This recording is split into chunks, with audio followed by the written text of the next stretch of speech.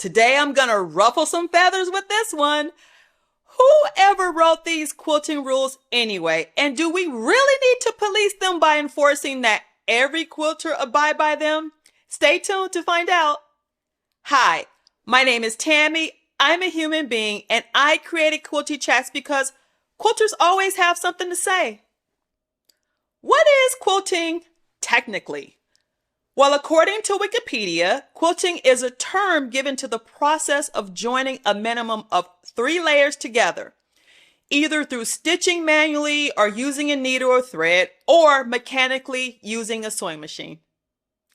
It goes on to define that quilting is an array of stitches that are passed through all layers of the fabric to create a 3-dimensional padded surface. The 3 layers are typically referred to as the quilt top, batting material, and the backing.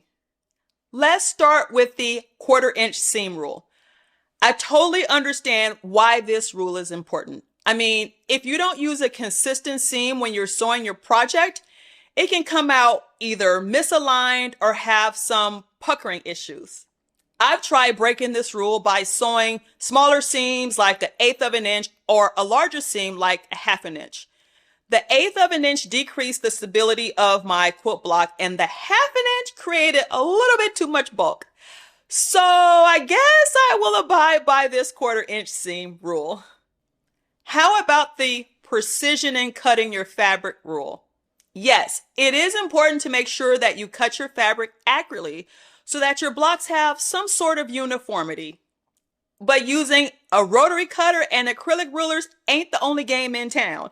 And for those of us who choose to use machines to cut our fabrics accurately, we're no less than or better than those of you who exclusively use rotary colors and acrylic templates.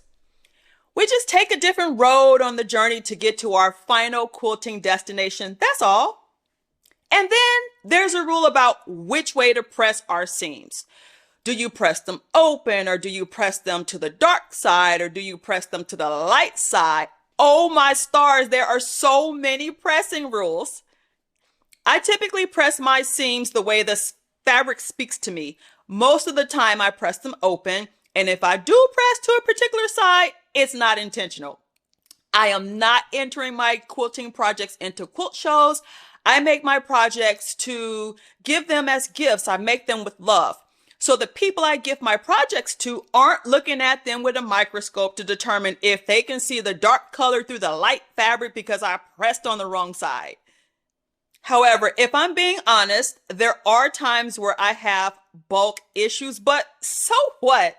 I either compensate by pressing a little longer and leaving the clapper on a little longer, or I just don't worry about it at all because I use my embroidery machine to quilt my projects. And the machine, aka the alchemist or Daryl, has no problem sewing over the bulk. And for that reason, it is really not worth it for me to stress over which side I press my seams to. Oh, and what about that rule on how to baste your 3 layers together?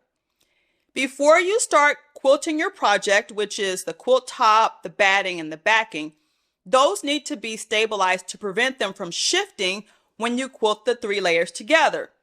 You can use safety pins, adhesive spray, double-sided fusible batting, or you can baste with large stitches. The goal here is to ensure that the layers are smooth and taut to avoid wrinkles and puckering during the quilting process.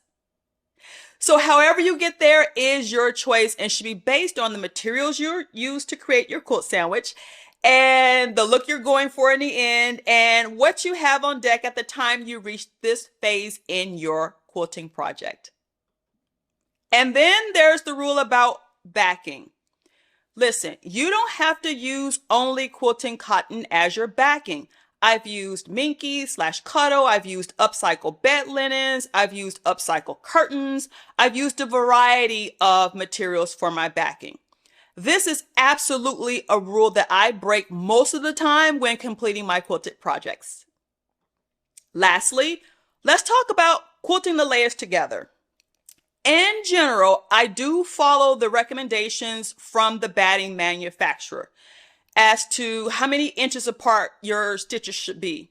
I broke this rule one time, and when I watched my project, I got it out of the washing machine and realized the batting had clumped up in the areas where the stitches were too far apart. After that lesson, I make sure that I determine my quilting strategy that I want to use for a particular project before I purchase the batting, because the batting tells me how far apart or how many inches apart I need to put my stitches. You have the option to quilt your project by hand, or you can quilt it by using a regular sewing machine and a walking foot, or you can send it off to the long armor. But wait, there is one more option. You can use your embroidery machine. That's right, you can use your embroidery machine to quilt your project. This is the only way I quilt my projects. One day, I hope to get into long arm quilting, but until then, I will continue to use my embroidery machine to quilt my projects. I mean, really, who says you can't do whatever you want with your project in your own home? Oh, I know who says it, the quilting police. Where here on this channel, we don't listen to the quilting police. We do whatever makes our hearts happy.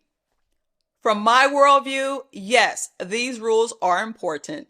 They serve as a standardized way to create quilted projects, and they also serve as a way for us to communicate the techniques that we're using to create these projects in the quilting craft. But they are not the only way. I mean, think about it.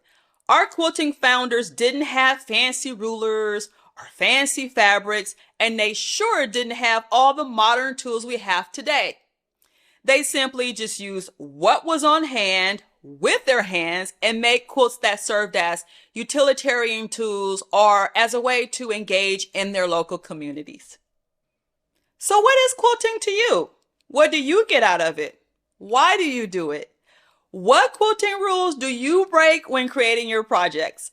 I would love to hear about your experiences. So comment below and share with not only myself, but the rest of the members in this community here on this channel. Until next time, keep making quilting magic and create something uniquely yours, one stitch at a time.